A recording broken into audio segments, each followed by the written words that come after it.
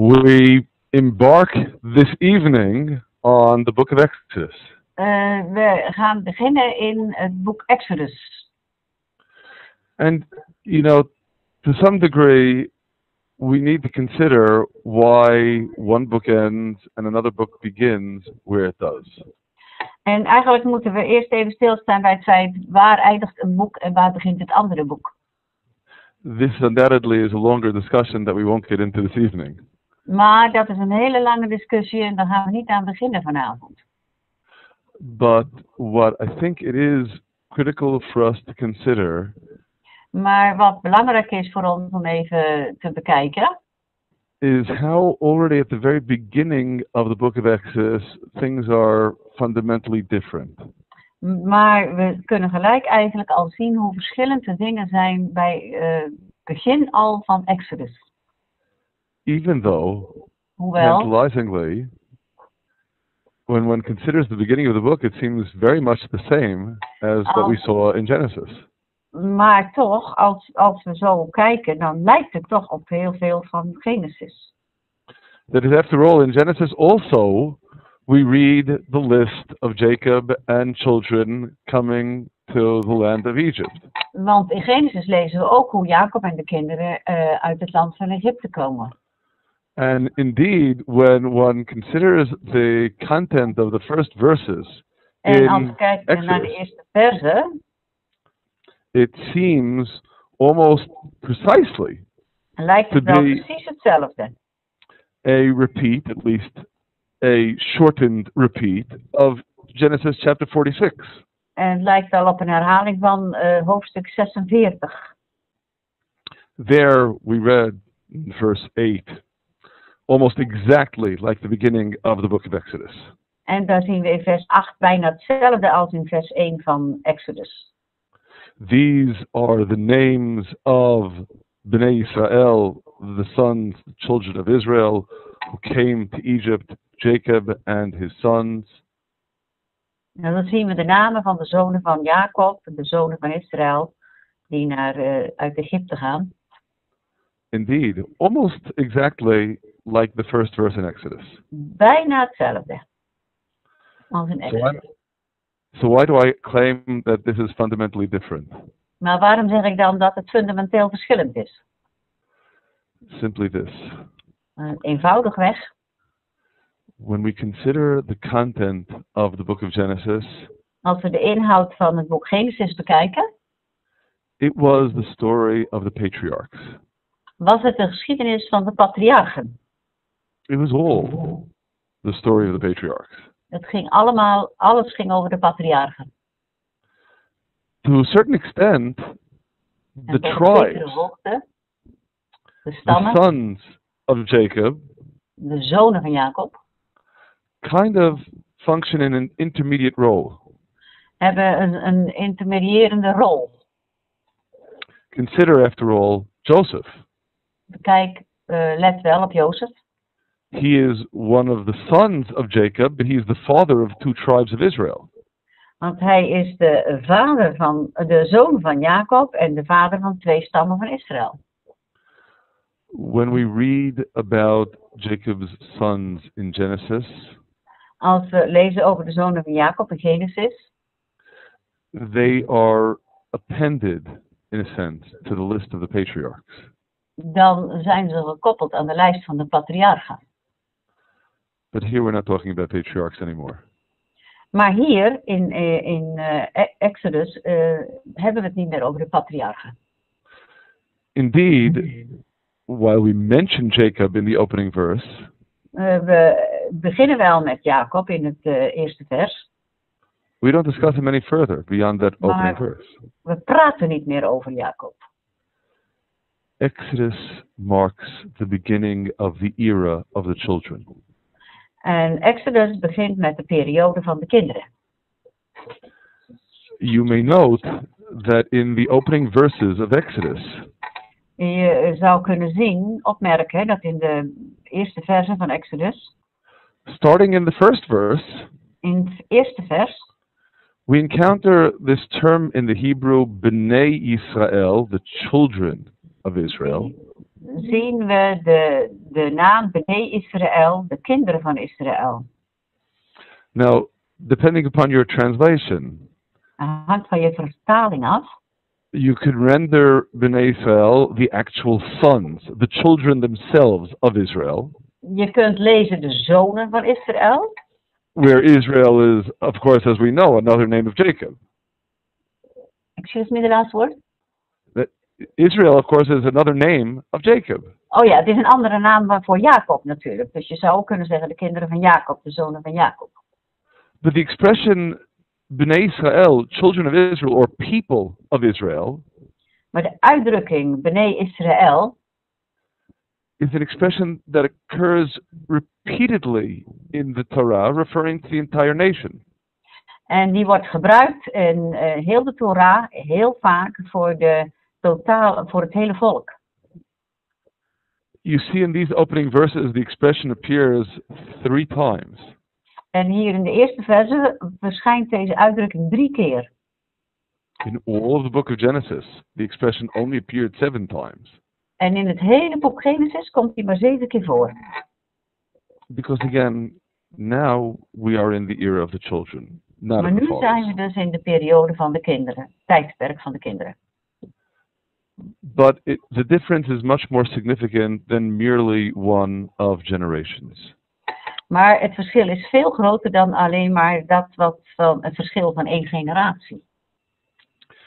You know, on the one hand, Aan de ene kant I certainly don't want to minimize the travails, the difficulties that were experienced by Abraham, Isaac, and Jacob. wil ik helemaal niet tekort doen aan de problemen die we tegenkwamen bij bij Abraham, Isaac en Jacob. But on the other hand, we of course need to bear in mind Maar aan de andere kant moeten we wel bedenken that whatever difficulties are much easier to bear when you know that God is with you. Dat als je weet van de moeilijkheden, het makkelijker is om ze te ondergaan als je weet dat God bij je is. Abraham, Isaac, and Jacob all were recipients of prophecies from God himself. Abraham, Isaac en Jacob kregen beloften en profetieën van God zelf. Indeed, practically the first thing we read about Abraham. Eigenlijk is het eerste wat we lezen over Abraham. Remember Genesis chapter 12. In Genesis 12. Is God revealing himself to Abraham. Openbaart God zichzelf aan Abraham. Granted, he gave him quite a challenge. En hij geeft hem een uitdaging. He told him to leave his land, En to hij leave moest his het land father's uit, house, zijn vaders huis verlaten. to leave the place of his birth. En zijn geboorteplaats verlaten. None of these, of course, is easy, Dat is niet makkelijk. but you're going with God. Maar je gaat met God. And as for Isaac and Jacob, En Isaac en Jacob, apart from the fact that they were prophets themselves, apart van het feit dat ze zelf profeten waren, they grew up knowing prophets. groeiden ze op. Isaac from birth is growing up in the house of Abraham and Sarah. Isaac groeit op in het huis van Abraham en Sarah. Jacob is growing up in the house of Isaac and Rebekah. En Jacob groeit op in het huis van Isaac en Rebekka. And by simple arithmetic, until he was 15 years old, he also knew Abraham. En als je uitrekent, dan heeft hij Abraham ook gekend. So of course they had great challenges. Dus zij hadden grote uitdagingen. But they had great challenges with a very clear sense that they were in God's presence. Maar zij hadden deze met de vaste overtuiging en duidelijkheid dat ze dat deden in Gods aanwezigheid. The era of the children does not have that gift. De periode van de kinderen heeft dit niet. And they certainly don't have an easy time of it. En zij hebben daarom ook geen makkelijke tijd.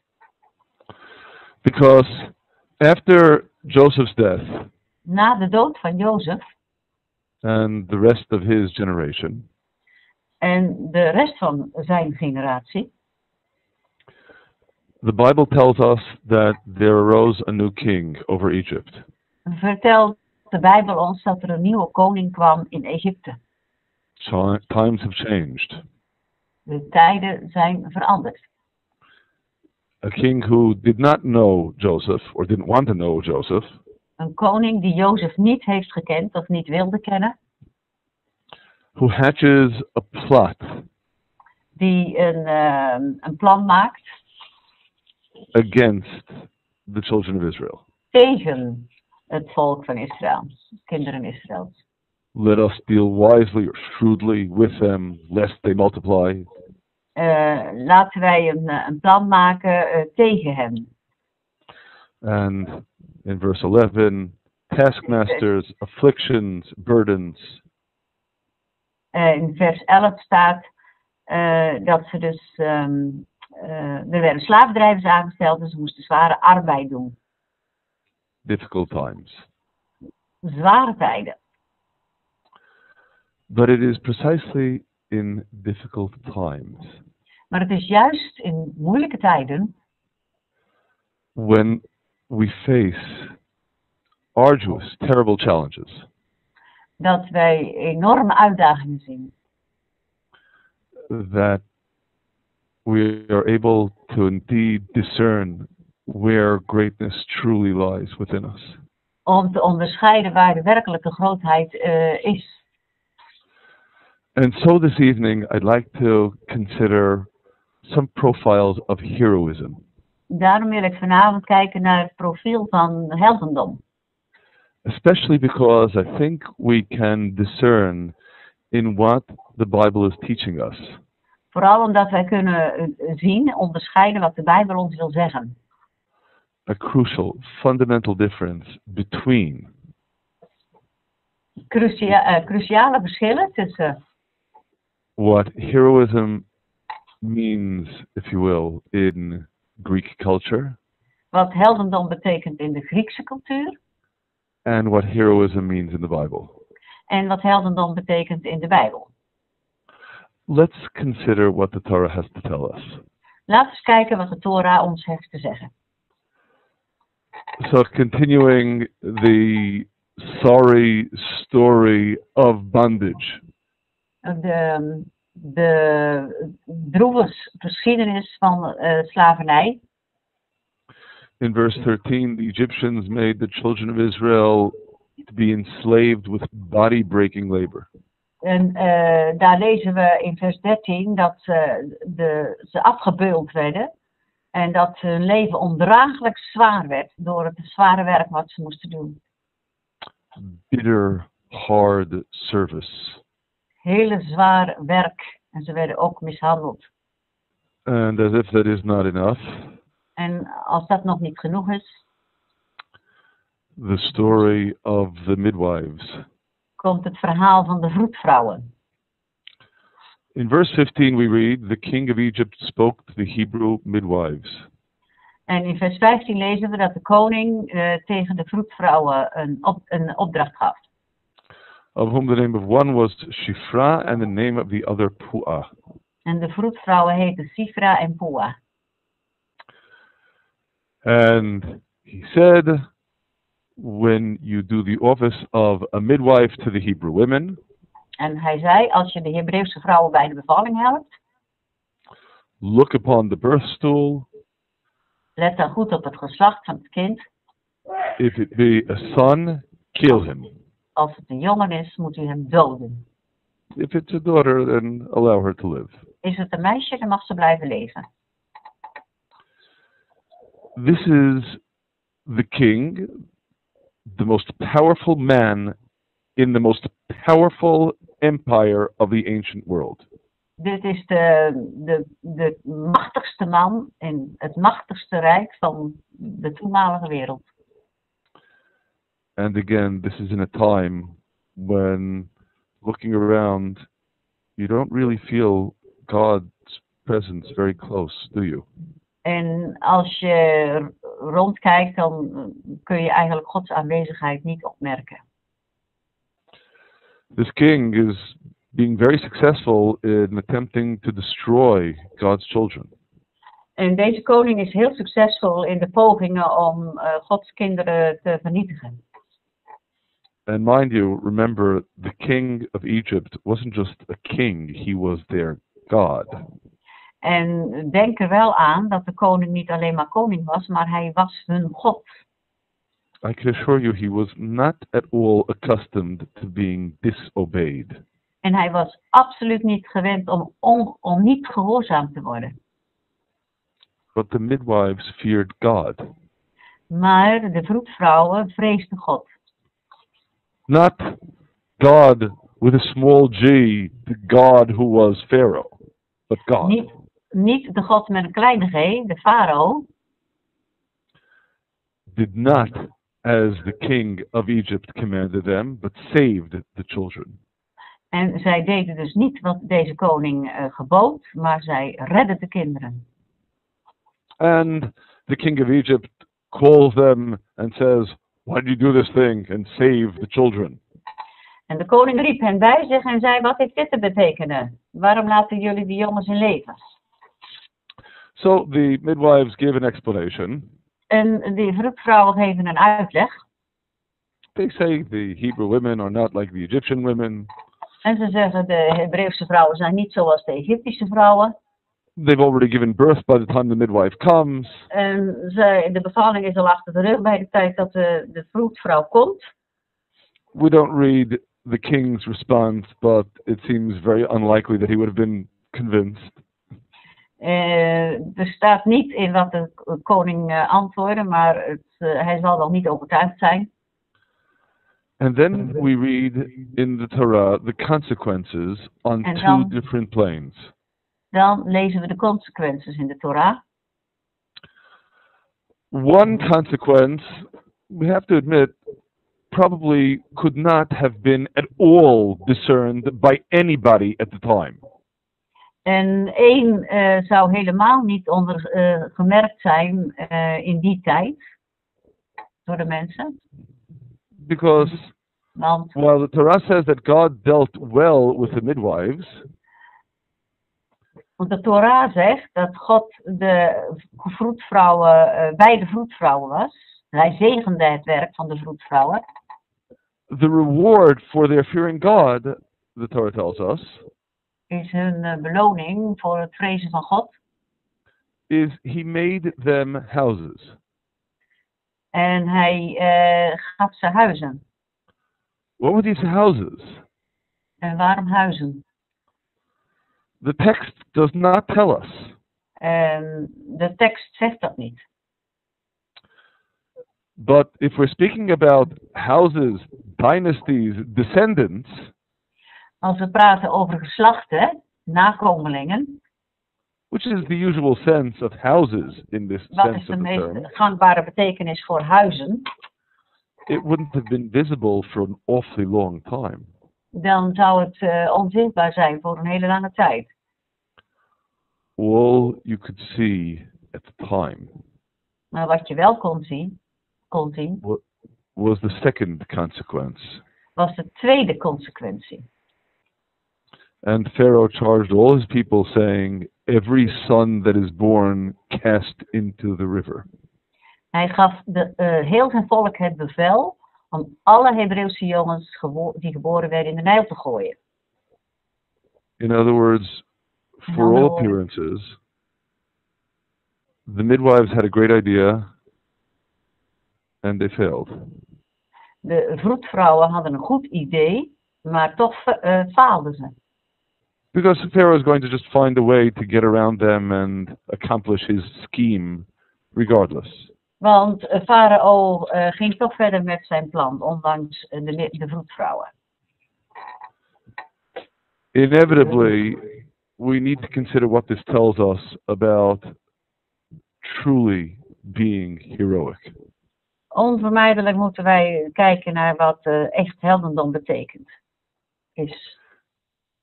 Because, you might think that evaluating true heroism means figuring out how much you accomplished on the stage of history. Want je zou kunnen denken dat heldendom vooral betekent wat je in de geschiedenis klaarmaakt. wat je betekent in de geschiedenis. that would be a terrible mistake. Dat zou een hele grote fout zijn. I can't help but note what we discussed last week. Ik kan er niet aan komen om eventjes te refereren aan wat we vorige week hebben besproken. Because what ultimately happens on the stage of history is, as we noted, God's domain. Want wat in de geschiedenis gebeurt is ook Gods domein. Heroism means making the right decision. Heldendom betekent het goede besluit nemen. The right decision is to be right with God, regardless of the consequences. De goede beslissing is goed voor God, ongeacht de consequenties. The midwives were true heroines. De vroedvrouwen waren echte helden, They made the right decision want ze maakten de juiste beslissing. because they truly feared God. Want zij dienden God, zij gehoorzaamden God. They didn't fear Pharaoh. Zij vreesden de farao niet. They weren't concerned with what flesh and blood eyes would see in this world. Zij maakten zich er geen zorgen over wat de mens in deze wereld hiervan zou zeggen. They were concerned with doing what is right simply because it is right. Voor hun was het belangrijk om het goede te doen. Because that's all that matters. Dat is alles wat belangrijk is. And of course, as we discussed last time, En zoals we de vorige keer al hebben gezien, the ultimate reward is for them, from God. de ultieme beloning, reward, And that's the ultimate reward, whether you can see it or not. of je It's kan there. zien of niet, maar is er wel. But now there's an additional nuance that I need to emphasize, Er is een toegevoegde nuance die ik moet benadrukken. and it's one that you won't see in the text in translation. En die zul je niet zien in de vertaling, in de tekst. And that pertains to the names of the midwives. En dat zijn de namen van de vroedvrouwen. Shifra and Puah. Sifra en Pua. It's tantalizing, isn't it, that those actually may not be names. Want het zou eigenlijk wel eens kunnen dat het geen echte namen zijn. We in fact have a tradition that they are not names. En onze traditie zegt dat het geen namen waren. They are rather titles, Maar het zijn titels, descriptions. beschrijvingen. As we've noted on many occasions in the past, in classic Hebrew, all words have three-letter roots. En we hebben al een aantal keren gezien dat wortels van Hebreeuwse woorden uit 3 letters bestaat. The root of Shifra is Shin Pe Resh. En de wortel van Sifra is Shin Pe Resh. Now, this is a root that appears in a number of contexts, to be precise, 3 in the Bible. En die komt voor in 3 andere woorden in de Bijbel. One we read near the end of Genesis, En 1 lezen we aan het eind van Genesis. the blessing of Naphtali De zegen van Naphtali. is, Naphtali is a hind let loose, giving in the Hebrew Imre Shafel. En in het Hebreeuws staat Imre Shafel. Shafel is from the same root as Shifra, the same En 3 dat is van letters. dezelfde wortel als Sifra. The expression in various translations can be rendered. De verschillende vertalingen zullen verschillende dingen aangeven. Goodly words, words of beauty, pleasant sayings. Goede woorden, aangename woorden, schone woorden. Shefer, Shifra, means good, beautiful, pleasant. En Shifra betekent aangenaam, mooi. In the same vein, in Psalms chapter 16, En in Psalm 16, vers 6. the lines are fallen unto me in pleasant places. Een liefelijk I land have is voor mij uitgemeten. a goodly or beautiful or pleasing heritage. And again, that's the translation of shafera, same root as shifra. Just a moment, I'll read it to them in the old translation in Dutch. Okay. That's clearer, yeah? In Naphtali, as long as it preserves the same nuance as the Hebrew does. Yes, exactly. Okay. In Genesis 49 staat in de nieuwe vertaling Naphtali en hinde in vrijheid die prachtige kalveren werpt, maar in de oude vertaling, Statenvertaling staat Naphtali is een losgelaten hinde, hij heeft schone woorden. En dat is datzelfde schone waar we het dus over hebben. Een liefelijk land is voor mij uitgemeten. En ik ben verrukt van wat mij is toebedeeld. En in de Statenvertaling staat: de snoeren zijn mij in liefelijke plaatsen gevallen. Ja, een schone erfenis is mij geworden. Dus er komt schoon 2 keer voor. Datzelfde woord van Sifra. Of smortel. Ja, that's it. Okay, great. And the third example, which I think you may have already read, is from the book of Job. Yeah. And there too, Berucho Shamayim Shafera, in the Hebrew, by his breath the heavens are serene, beautified, perfected. Expressions, again, that are the translation of Shafera, the same root of Shifra. In Job, dat is het derde voorbeeld, daar staat: met zijn adem blaast hij de hemel schoon. Zijn hand doorboort de kronkelende slang. En eigenlijk staat er ook: is verfraaid en vervolmaakt. What a beautiful description of the job of the midwife. Wat een mooie beschrijving van het werk van de vroedvrouwen. To take care of mother and baby. Zorgen voor de moeder en het kind, de baby. And in particular to beautify, pacify, perfect the baby coming out of the womb and coming into the world. En vooral om de baby op een aangename manier het leven binnen te leiden. Now, as for the other midwife's name, Puah, En de naam van de andere vroedvrouw, Puah, there too there is a 3-letter root. dat is ook weer een 3-letterige wortel. Same root as the word ef'eh in Isaiah chapter 42. En dat is hetzelfde wat terugkomt in Jesaja 42. The connection here to childbirth is explicit in the verse. En hier staat het zelfs in de tekst, in het vers zelf. Now will I cry like a travailing, a birthing woman. Nu schreeuw ik het uit als een barende vrouw.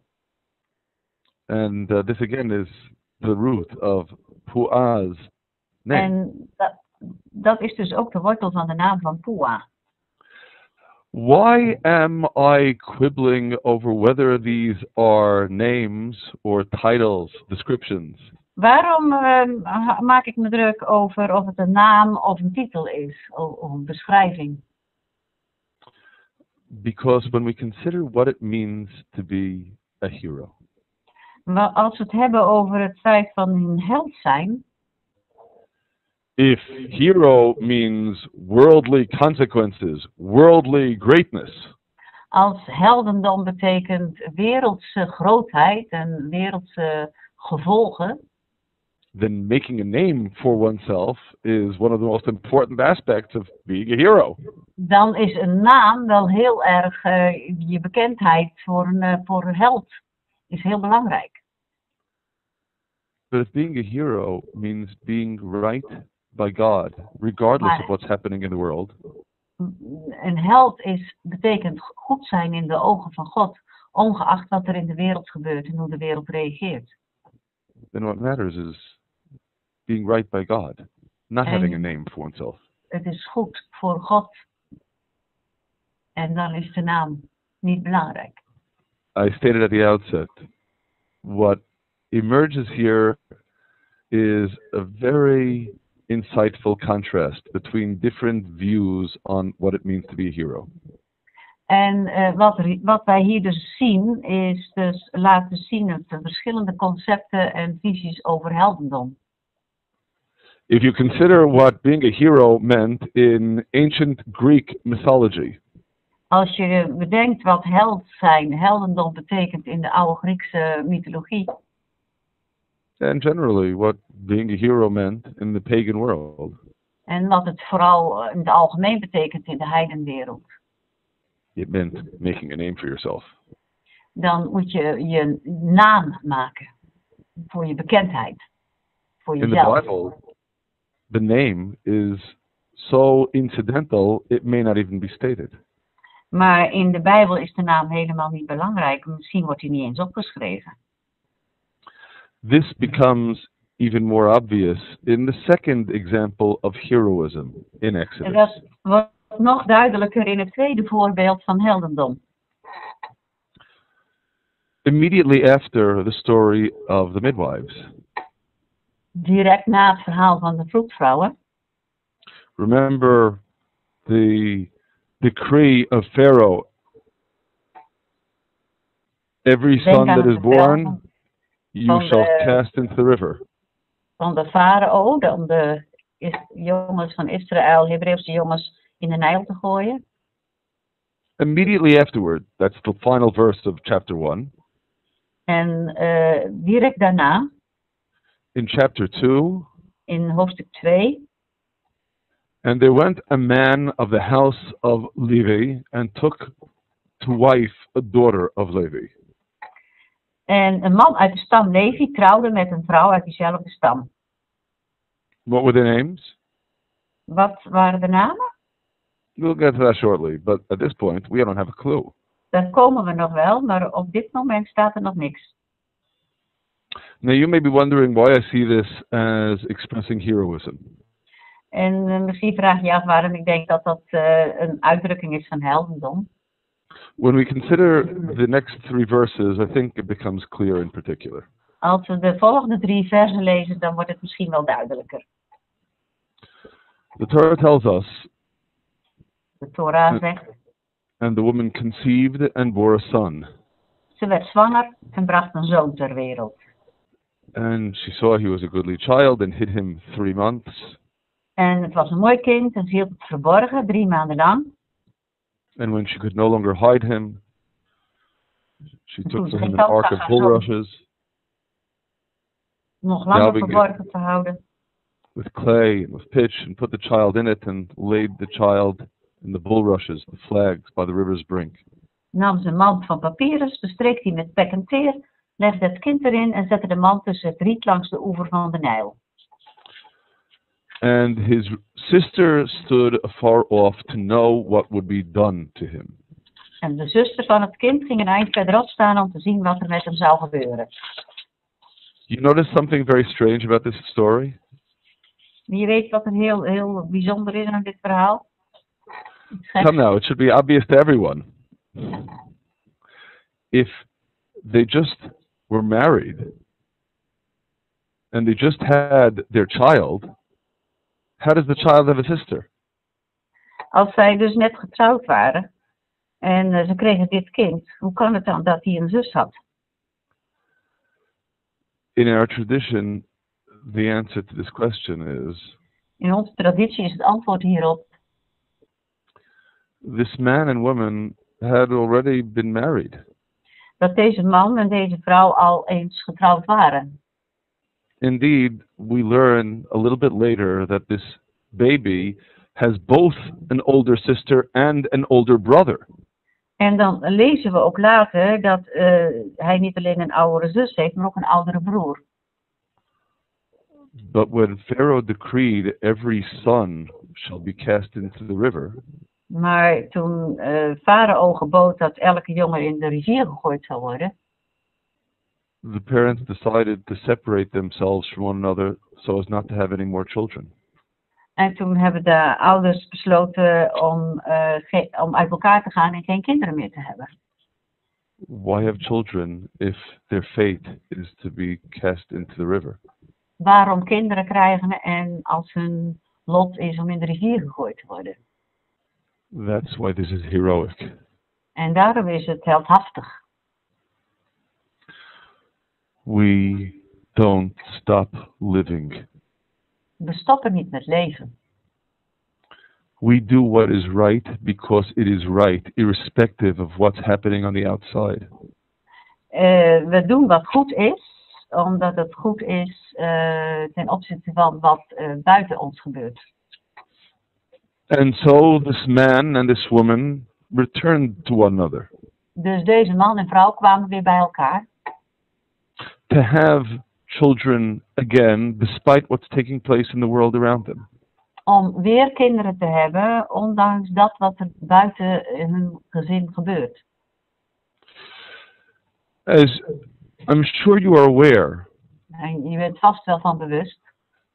there are many tales, Er zijn veel verhalen, many heartrending stories veel hartbrekende verhalen. of the manner in which people during the Holocaust Op de manier waarop mensen tijdens de Holocaust maintained their godly image in the face of the most horrendous circumstances. om hun goddelijke beelddragers, zijn de goddelijke beelddragers, om dat vast te houden in de vreselijke omstandigheden. For a long time, Een hele lange tijd. people couldn't understand what courage it takes to live normally in such abnormal times.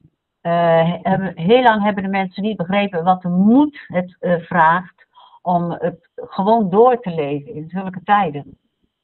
It is an extraordinary act of heroism to resist all of the forces around En you. het is een bijzonder heldhaftig om al deze machten te weerstaan.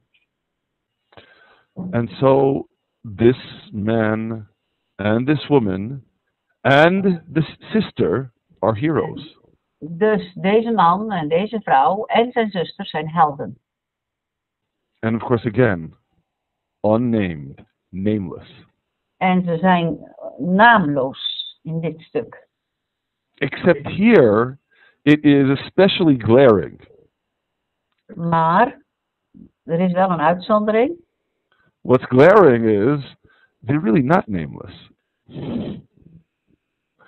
Wordt- In Can you repeat Exodus, they're really not nameless because in Exodus chapter 6, we know Oh, exactly who they are.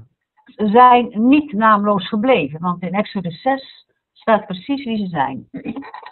In Exodus chapter 6, we read the genealogy of the family of Levi. En we lezen het hele familieverhaal over de zonen van Levi. And we read about one of the grandsons of Levi, Amram. En over een van de kleinzonen van Levi, Amram. Amram, who married Yocheved, his aunt. Die trouwde met Jochebed, zijn tante. And she bore him Aaron and Moses. En zij baarde hem Aaron en Mozes. I'm sure I'm not spoiling anything by telling you that by the end of this story, we know the baby is Moses. En dan, ik zal het verhaal niet verknoeien als ik nu al vertel dat die baby Mozes is. So you know exactly what the name of his parents. Dus je weet precies de naam van zijn ouders. And indeed, as for the sister's name, En de naam van zijn zus. in Exodus chapter 15, In Exodus 15. we read, and Miriam, the prophetess, the sister of Aaron. En dan lezen we Mirjam, de profetes, de zuster van Aaron. The sister's name is Miriam. Yes, dus ze heet Mirjam. In Numbers chapter 26, En in nummer 26. we read all the names of the family members together. En lezen we alle namen van de familieleden weer. The name of Amram's wife was Yocheved, En de naam van de vrouw van Amram was Jochebed. and she bore unto Amram, Aaron and Moses and Miriam their sister. En zij baarden aan Amram, Aaron, Mozes en hun zuster Miriam. For the record, we read the families' names again in Chronicles. En dan lezen we het nog een keertje in Kronieken, 1 Kronieken 5. So if we know the names of these individuals, Dus als we de namen kennen van deze individuen, why is the Torah deliberately vague waarom is de Torah dan opzettelijk vaag? in introducing them as a man from the house of Levi, a daughter of Levi, a sister, without giving us any of the names? Vaag aan het begin van het hoofdstuk door te zeggen een man en een vrouw en een zuster.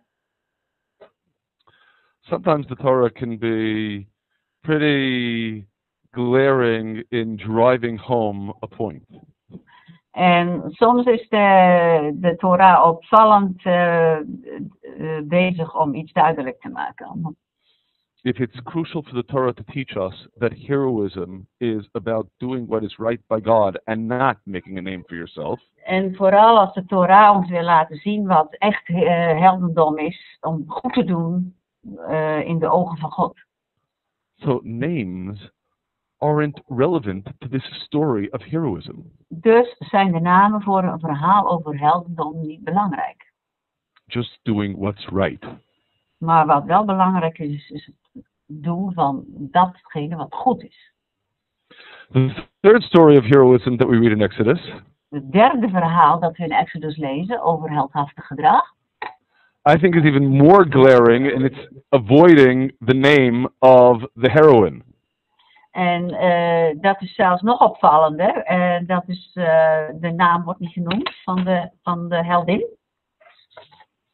Look at the verses in chapter 2 that follow.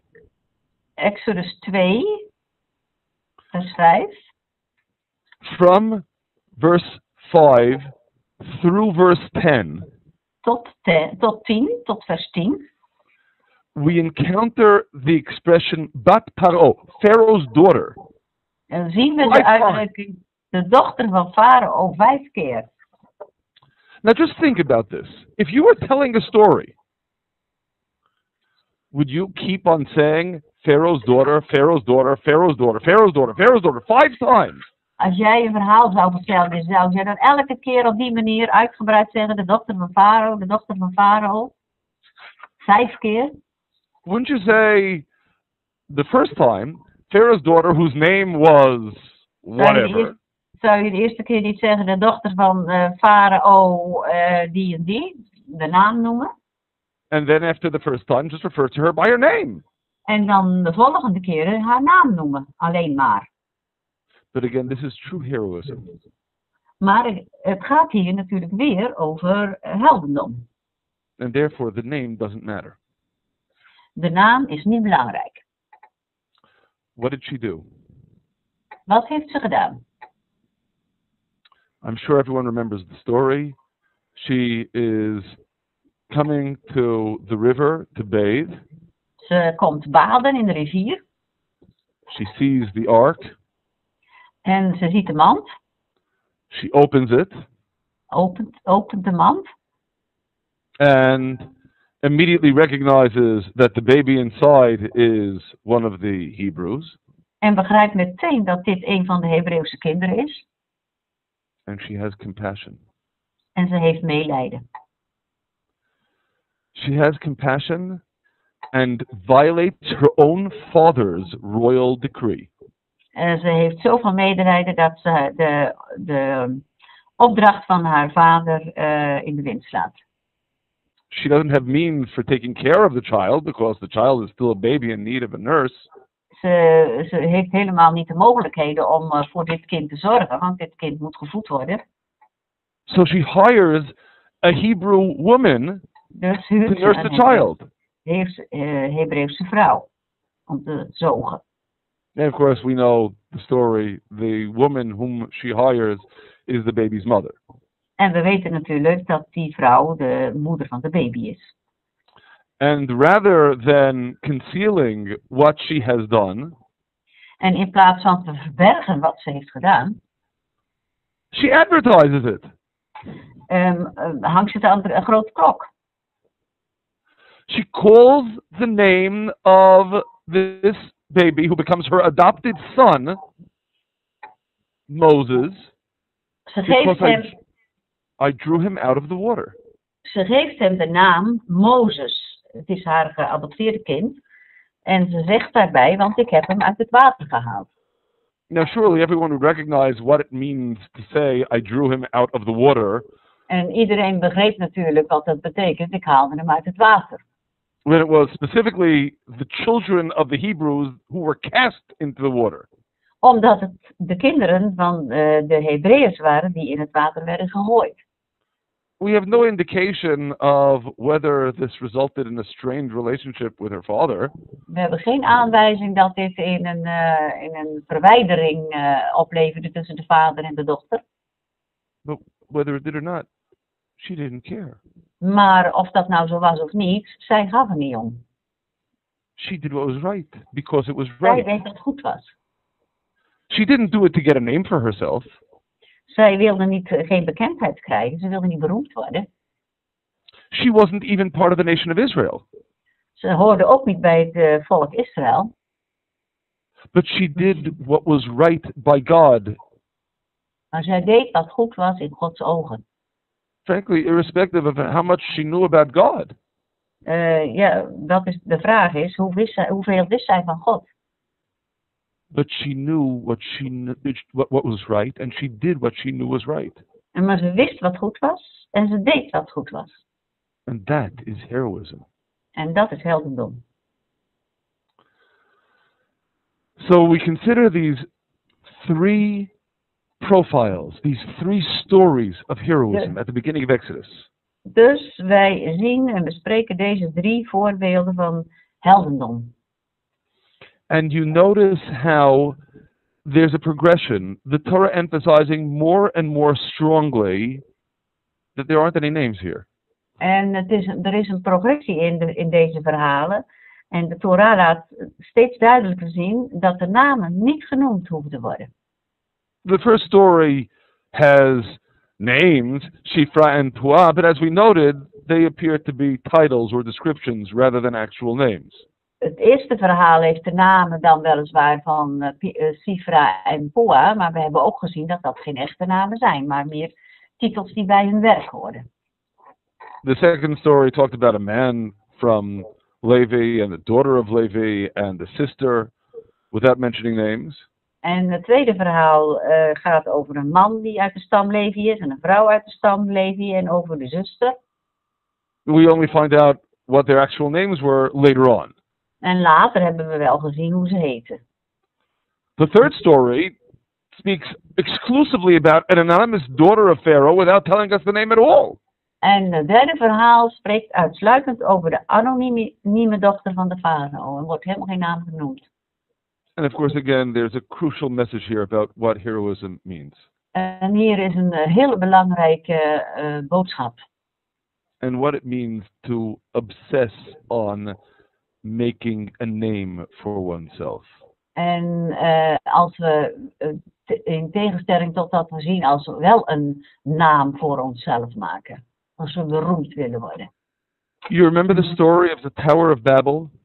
Weet je nog het verhaal van de toren van Babel in Genesis 11? Genesis chapter 11. Very interesting story. Heel interessant verhaal. It isn't clear in the actual text what it is that they were doing that was wrong. Het is helemaal niet duidelijk in het verhaal, in de tekst, wat ze nou eigenlijk verkeerd deden. Although, of course, we recognize that if God stopped the project, something must have been amiss in what they were doing. God heeft natuurlijk het project gestopt, dus iets moest er wel verkeerd zijn, wat ze deden. There is, of course, one crucial line that says it all. Maar er is één duidelijke zin die het duidelijk maakt. Come, let us build us a city and a tower with its top in heaven. Laten we een stad bouwen met een toren die tot in de hemel reikt. and let us make us a name. En dat zal ons beroemd maken. En in de oude Statenvertaling staat natuurlijk, en laat ons een naam maken. That's the key. En dat is de sleutel. When one obsesses on, I want to make for myself a name. Als iemand erop staat om voor zichzelf een naam te maken. Then Beroemd te willen evidently worden. one is concerned with one's own name, not God's name, not doing what is right because it is right. Als je je meer zorgen maakt over je eigen naam dan over de naam van God. En dus niet doet wat God goed vindt. I'd like to read you a short story, if I may. Ik wil een kort verhaal lezen. This is from the introduction Dit is van de inleiding of the book Legends of Our Time by Eli Wiesel. Van Legendes van onze tijd van Elie Wiesel. Eli Wiesel, as undoubtedly many of you are aware, survived Auschwitz. En Elie Wiesel is, dat zoals jullie waarschijnlijk wel weten, een overlevende van Auschwitz. And became a very eloquent speaker of the survivors generally. En hij werd een belangrijke woordvoerder van de overlevenden. And he writes the following. En volgende schrijft hij. The old white bearded rabbi looked at me disapprovingly. De oude witgebaarde rabbijn keek met een afkeurende blik naar mij. So it's you, he sighed. You are Dodje Fege's grandson. Zo, jij bent het. Jij bent Dodja Vige's kleinkind. He had recognized me at once, which both pleased and embarrassed me. Hij herkende me meteen en hij maakte me beschaamd. I have not been so identified since my childhood, since the war. Ik ben nooit meer zo geïdentificeerd sinds de oorlog. 20 years have elapsed since he last saw me. Er zijn 20 jaar voorbij gegaan sinds hij me de laatste keer zag. We were still in Hungary. En toen waren we nog in Hongarije. My mother brought me to him to obtain his blessing. En mijn moeder bracht mij bij hem voor een zegen. Now we were alone in the room in a suburb near Tel Aviv. En nu waren we alleen in een kamer in een buitenwijk van Tel Aviv. And for some reason I felt more uncomfortable than then. En op de een of andere manier voelde ik me nu meer oncomfortabel dan toen. Ongemakkelijk dan toen. He sat in his armchair and studied me. Hij zat in zijn leunstoel en bekeek me. He had not changed much. Hij was niet veel veranderd. His face remained friendly and pained. Zijn gezicht was nog steeds vriendelijk en getekend door lijden. His smile contained all the wisdom in the world. En zijn glimlach bevatte alle wijsheid van de wereld.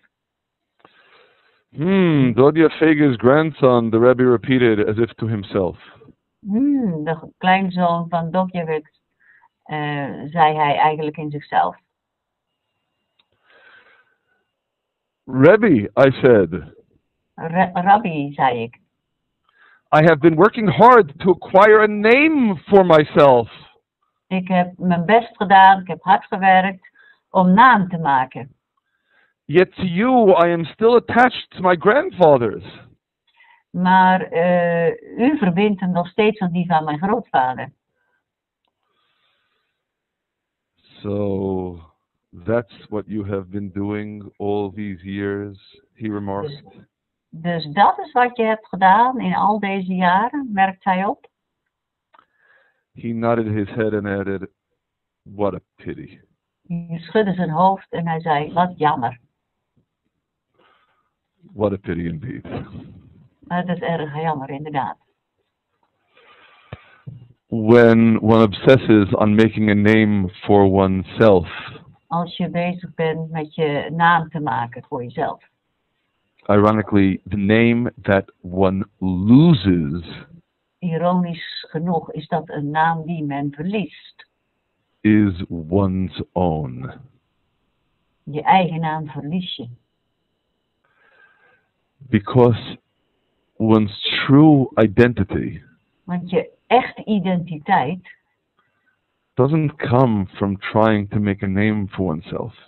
ligt niet in het beroemd zijn of in het naam maken. Consider what we read in Malachi chapter 3. Kijk eens wat we in Maleachi 3 lezen. The complaint of the others, it is vain to serve God. Doesn't accomplish anything. What profit is there? Wat heeft het voor nut om God te dienen? The wicked are successful. They're the ones who are delivered. De goddelozen zijn succesvol. We moeten de hoogmoedigen wel gelukkig prijzen. The prophet continues, then they that feared God spoke one with another. Can you point out exactly where it is? I'm in chapter 3, verse 16. 16. Zo spraken de mensen die ontzag voor de Heer hadden tegen elkaar. Ontzag voor de Heer, ja. And God hearkened and heard. En de Heer hoorde het en luisterde aandachtig. And a book of remembrance was written before him. En in zijn bijzijn werden in een boek de namen van de mensen opgetekend. For them that feared God and that thought upon his name. Die ontzag voor de Heer hadden, die zijn naam hoog achten. What is this book of remembrance of which the prophet speaks? Wat is dit boek van de namen? Perhaps the book of history. Misschien een geschiedenisboek. The realization that there are those who are concerned with making a name for themselves. En niet over de mensen die een naam maken, die beroemd zijn voor zichzelf. And there are those who, in their concern to do what is right by God. Er zijn dus mensen die voor zichzelf beroemd willen zijn. En er zijn mensen die Gods naam hoog achten en daar druk mee zijn. Truly leave their indelible mark upon God's book. En die laatste, die dus Gods naam hoog achten, die laten hun naam achter in het boek van God. It's all a matter of one's priorities. Het is allemaal een kwestie van prioriteiten. And in verse 18. In vers 18. Then shall you again discern between the righteous and the wicked. Dan zullen jullie het verschil weer zien tussen rechtvaardigen en wettelozen of goddelozen. Between him who serves God and him who does not. Tussen mensen die God gehoorzamen, dienen en die dat niet doen. That is, on the one hand, there is of course the distinction between the righteous and the wicked. Er is natuurlijk aan de ene kant een verschil tussen de rechtvaardigen en de goddelozen. But even among those who can be described as righteous, maar zelfs al die rechtvaardigen, not everyone is truly serving God. Is niet iedereen God oprecht aan het dienen. Are we truly dedicated to doing what is right by God? Zijn wij werkelijk toegewijd om te doen wat goed is in Gods ogen? Because if we truly are, then nothing else should matter. Want als wij echt zo toegewijd zijn, dan is iets anders niet belangrijk. And then the name, of course, becomes completely inconsequential. En dan is de naam helemaal niet belangrijk. The book is incomparably more important than the so-called name. Het boek van God is dan veel belangrijker dan de zogenaamde beroemdheid, eer. Compare this notion of what being a hero is with that of the Greeks. En vergelijk dit met het heldendom van de Grieken. And it is in that vein that I'd like to continue with the next 3 episodes of heroism. En dan gaan we naar een van die verhalen van heldendom terug. I must point out that apart from what we already discussed, there is a common motif to all of the 3 stories of heroism that we just discussed. Ik moet wel even zeggen dat er een gemeenschappelijk motief is in al deze 3 verhalen van heldhaftig gedrag. That common motif is obvious in 2 of the stories, and we have a tradition that also the other one is included as well.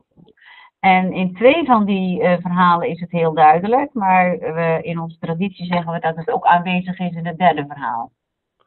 That is, they all have to do with Moses. En dat ze allemaal te maken hebben met Mozes. Dat is een gemeenschappelijk punt. Of course, Moses' parents and sister have to do with Moses. Natuurlijk hebben de ouders en zus van Mozes met Mozes te maken. Of course, Moses' adopted mother, Pharaoh's daughter, has to do with Moses. En ook zijn stiefmoeder, Farao's dochter, heeft met Mozes te maken. We have an ancient tradition that Shifra and Puah also have to do with Moses. En in de traditie zeggen we dat Shifra en Puah ook met hem te maken hebben. Again, I remind you that these names seem more like titles or descriptions than actual names. En ze zijn meer titels dan echte namen. And so we have a tradition that Shifra is in fact Yocheved, Moses' mother. En in onze traditie zeggen we dat Shifra feitelijk zijn moeder is, Jochebed. And Puah is either Miriam, Moses' sister, or Elisheva, Moses' future sister-in-law. Dat Puah waarschijnlijk Mirjam is, zus of schoonzus. Elisabeth. But of course, what's important for us is to consider how the formative influences of these acts of heroism impact upon the life and times of Moses. Maar wat hebben deze verhalen van heldendom en deze daden voor een impact in het leven van Mozes zelf? 3 stories in succession. 3 verhalen, opeenvolgende verhalen. First story of heroism. He went out to his brothers and looked on their burdens. Het eerste verhaal is dat hij uitging naar de mensen van zijn volk. And he saw an Egyptian smiting a Hebrew, one of his brethren. En hij zag dat een Hebreeër door een Egyptenaar werd geslagen. And he looked this way and that way and he saw there was no man. En hij keek om zich heen en toen zag hij dat er niemand in de buurt was. I'd like to return to that phrase a little bit later. Ik kom daar later nog op terug. And he smote the Egyptian and hid him in the sand. Hij sloeg de Egyptenaar dood. En hij verborg hem onder het zand. Like Shifra and Puah. Net als Shifra en Puah. Our first story of heroism. Ons eerste verhaal van heldendom. He stands up against the perpetration of evil. Stond hij op tegen het kwaad. Next story of heroism. En het volgende verhaal van heldendom. He went out the second day and 2 men of the Hebrews were fighting. En toen zag hij dat de 2 van het Hebreeuwse volk vochten.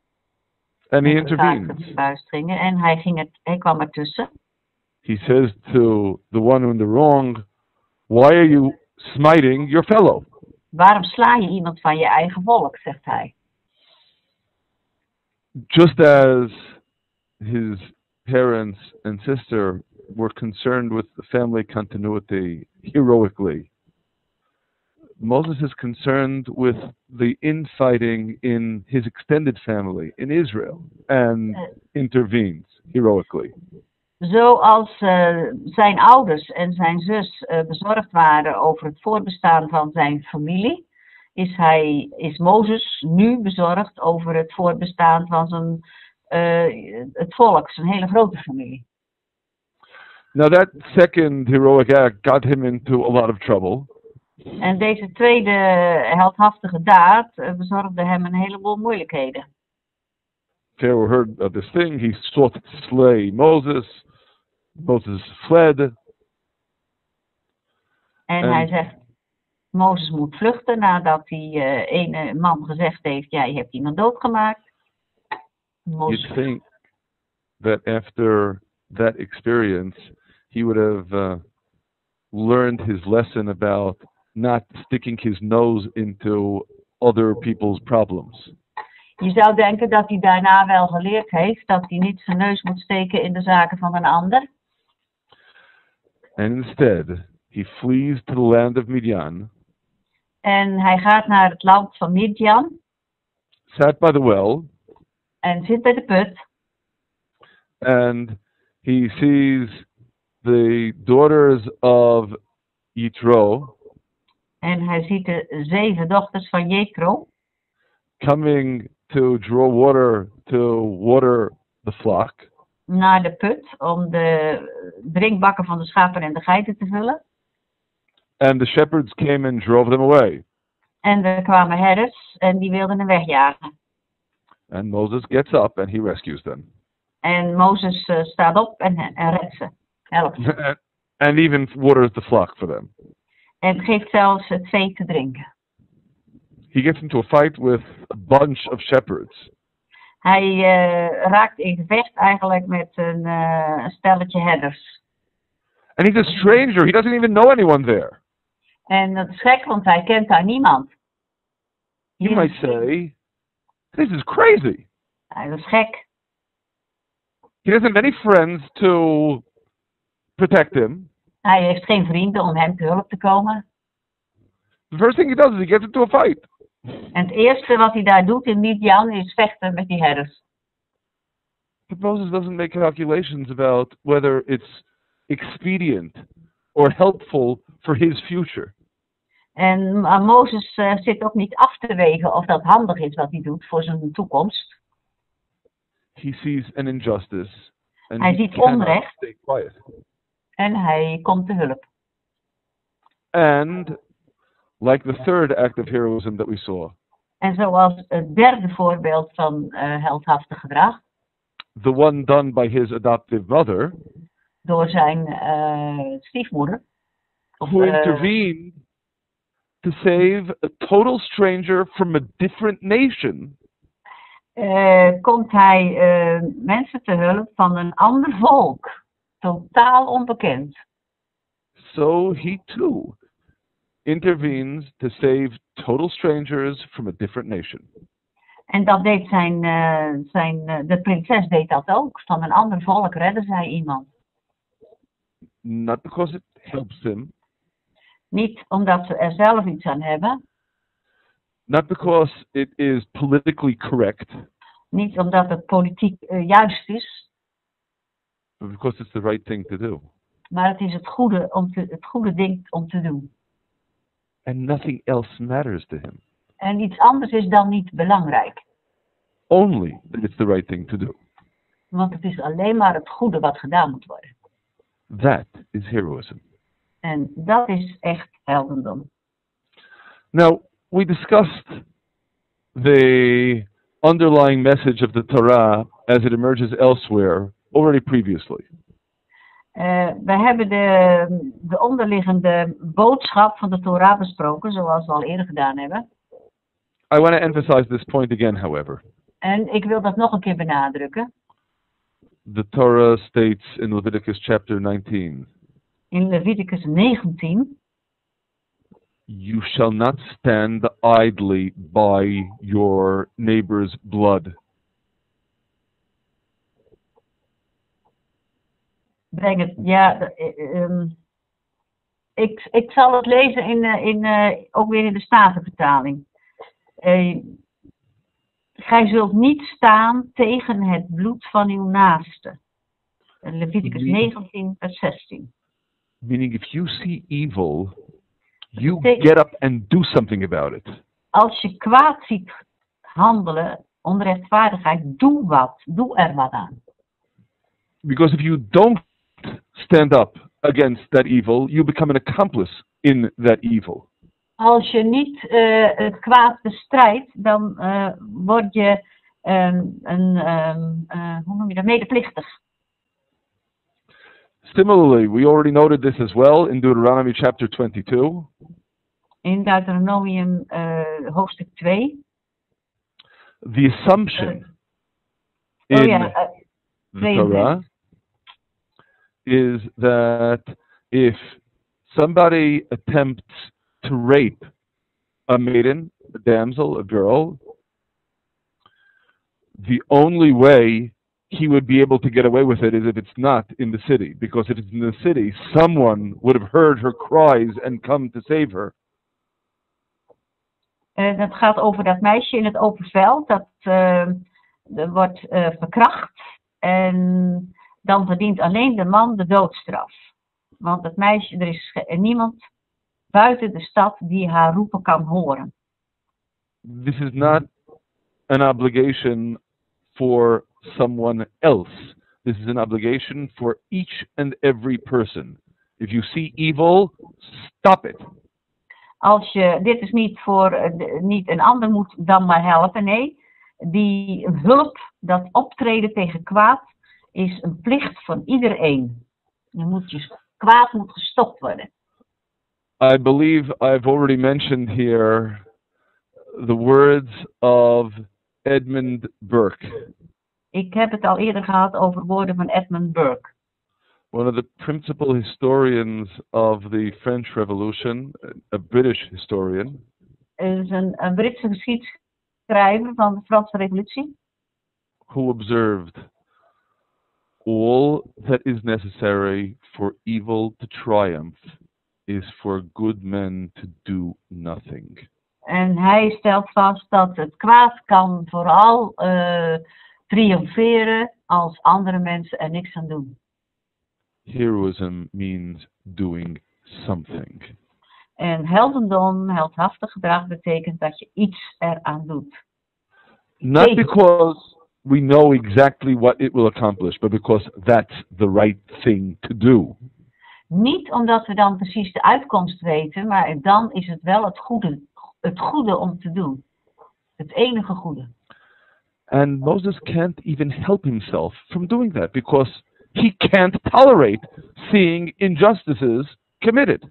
En Mozes kan zichzelf niet eens stoppen om niet te hulp te komen, want hij, als een reflex schiet hij erop af. Hij kan Even if they're being committed to strangers from a different nation, it doesn't matter. En het maakt niet uit of het van andere volkeren is, of het vreemdelingen zijn. And this, of course, is essentially the basis of his career as a man of God. En dit is eigenlijk de basis van zijn carrière met God. Hij kan geen onrecht zien. As so vividly expressed in Isaiah chapter 58. En zoals zo mooi staat in Jesaja 58.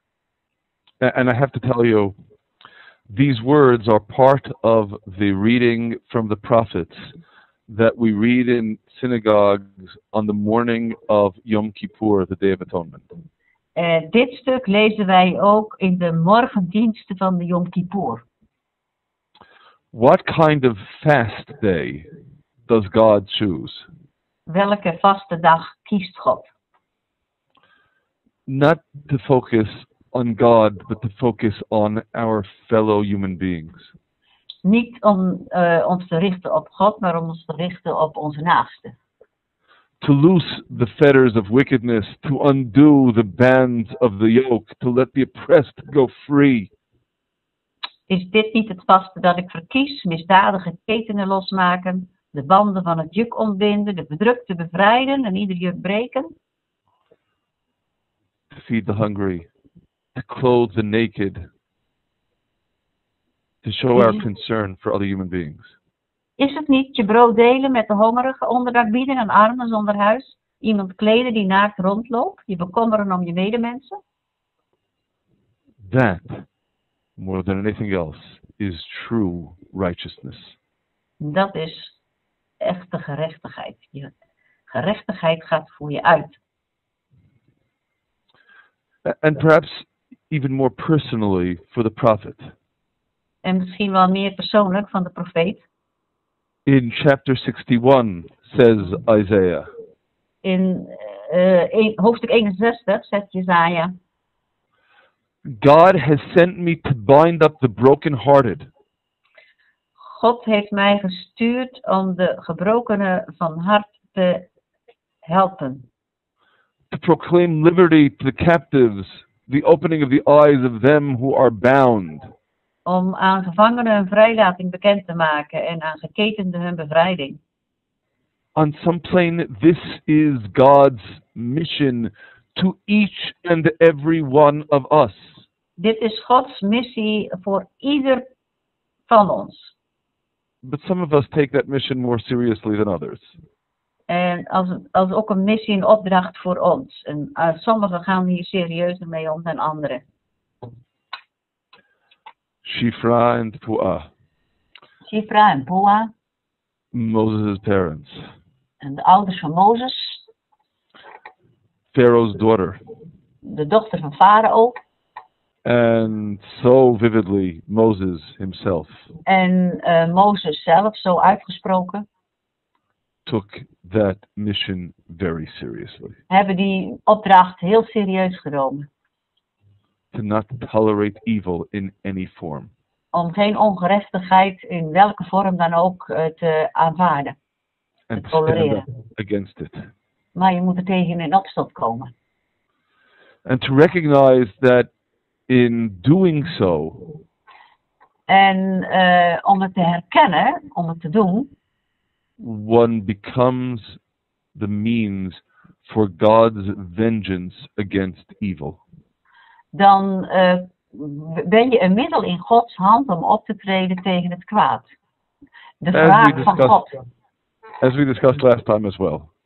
Zoals we het de laatste keer besproken hebben.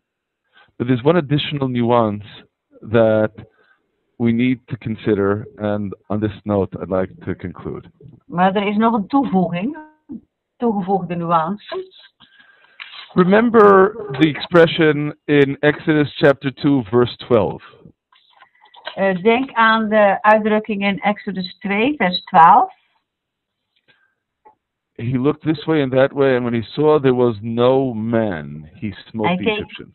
Om zich heen en toen zag hij dat er niemand in de buurt was. En toen sloeg hij de Egyptenaar dood.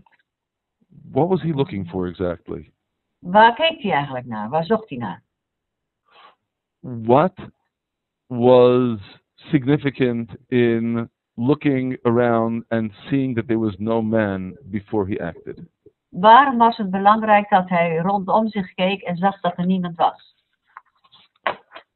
Of course, there are those who would say that he was doing it to make sure that no one would see and report him. Natuurlijk zijn er mensen die zeggen, ja, hij wilde weten dat hij niet aangeklaagd zou worden. I'd like to propose a different answer. Maar ik wil een ander antwoord voorstellen. This expression, he saw there was no man, in the Hebrew, vayal ki ein ish. Deze uitdrukking, vayal ein ish, appears exactly, verbatim, in Isaiah, and similarly in an additional passage in Isaiah. Komt ook voor in 2 passages in Jesaja. And I think it means the same thing when Moses is described in these words as well. En ik denk dat het precies dezelfde betekenis heeft als waar we het net lazen in Exodus. In de situatie bij Mozes. First, Isaiah chapter 59, verse 15. Jesaja 59. The prophet describes a very sorry state in the world. En de profeet beschrijft een verschrikkelijke toestand in de wereld. Truth is lacking. Er is geen waarheid. He who departs from evil makes himself prey or is considered mad. That is, those who are trying to be good are downtrodden. En zelfs zij die probeerden goed te doen, die werden ook uitgebuit. Die stelden zich tot een roof. Die werden ten prooi gesteld. And God saw it, and it displeased him that there was no justice. Maar de Heer zag het en het was slecht in zijn ogen dat er geen recht meer was. And here it comes. He saw there was no man. En hij zag dat er niemand was. In the Hebrew, exactly the same expression that is applied to Moses. En dit is in het Hebreeuws precies dezelfde zin die staat in verband met Mozes. And was astonished that there was no intercessor. En hij was verbaasd dat er geen intercessor was. Iemand die There's tussen no beiden kwam. one else who is doing what needs to be done. Dat er niemand anders was die deed wat er gedaan moest worden. Therefore his own arm brought salvation to him, and his righteousness it sustained him. En daarom bracht zijn eigen arm gerechtigheid. Op eigen kracht bracht hij redding en zijn gerechtigheid spoorde hem aan. And God wreaks vengeance against the forces of evil. En God gebruikte dus, nam wraak op de krachten, de machten van de ongerechtigheid, van het kwaad. In principle, it didn't have to be God doing that. God hoeft het niet zelf te doen. But no one else was doing anything. Dat niemand anders deed iets. So the only one who does is De God. enige die het doet. And in a similar vein, in Isaiah chapter 63, En ook op dezezelfde manier wordt het beschreven in Jesaja 63. De wraak van de Heer. who is this who comes from Edom with crimson garments from Botzra, which is part of Edom? Wie is het die uit Edom komt, uit Bosra, dat hoort ook bij Edom, in purper gekleed met praal getooid? This is a vision, as it were, of God after doing battle with the forces of evil. Dit is eigenlijk een visie van God als hij ten strijde komt tegen de machten van het kwaad. When, as it were, the question is raised, why are your garments red, as if you tread in a wine vat?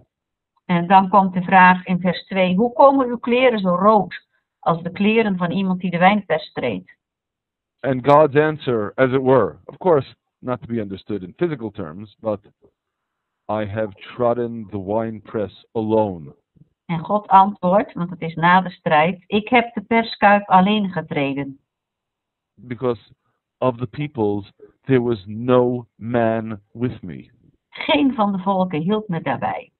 No one else was fighting evil. Niemand anders bestreed het kwaad. So I trod them in my anger and trampled them in my fury. Ik trad hen in mijn woede, vertrapte hen in mijn toorn. For the day of vengeance that was in my heart. Ik had besloten tot een dag van wraak. And I looked, and there was none to help, and beheld in astonishment that there was none to uphold. Toen zag ik dat er niemand was die hielp. Ik was geschokt dat niemand mij aanmoedigde. And so God is the one who acts. En zo, dus God handelt. I submit that it's the same with Moses. En dat is hetzelfde als bij Mozes. That is, when Moses was looking this way and that way, Toen Mozes om hem heen keek, in vers 12, he had just seen a terrible crime perpetrated. had hij net een vreselijke misdaad gezien. The Egyptian smiting a Hebrew unjustly. Een Egyptenaar die een Hebreeër sloeg. Now he's not looking to make a big show. En hij wil er helemaal geen grote zaak, show van maken. He's perfectly ready to leave room for the system of justice, other individuals who would act and stop this evil. Hij zou het rustig aan andere mensen overlaten, als dat gekund had. But he saw there was no man. Maar hij zag dat er niemand was. No one acting. Niemand die optrad. No one coming forward. Niemand die naar voren kwam. And he realizes it has to be him. En Mozes realiseert zich dat hij het moet doen. Because when no one else is acting, that means this is my mission. Want als er niemand optreedt, niemand handelt, dan weet je, dit is mijn opdracht. That means I need to act. Ik moet handelen. It's not because anyone wants to make a name for himself. Het is niet omdat je een daad wil stellen om je naamsbekendheid. But because we need to do what's right. We moeten doen wat juist is. And we need to learn then from these stories at the beginning of Exodus. En we moeten leren van deze geschiedenis van Exodus. What is truly meant by being a hero. Wat er werkelijk bedoeld is bij held zijn. It's not heroism as the Greeks had it. Het is niet het heldendom van de Grieken. It is rather being right by God. Het is wat juist is in Gods ogen. And it's not because we have all of the wonderful gifts that God gave the patriarchs. En het is niet omdat wij dezelfde gaven hebben als de patriarchen. It can even be in a realm of darkness of the children. Het kan ook zijn in omstandigheden van donkere omstandigheden, zoals de kinderen van Israël. And when we look with superficial eyes, we don't see God close at hand. En als wij oppervlakkig rondkijken, dan zien wij God niet altijd duidelijk. But he's there. Maar hij is er wel. Challenging us. En hij daagt ons uit. To do what we are charged by God with doing. Om te doen wat God ons uiteindelijk opdraagt om te doen. To do his work as he has shown us the way. Om zijn werk te doen zoals hij het ons heeft laten zien.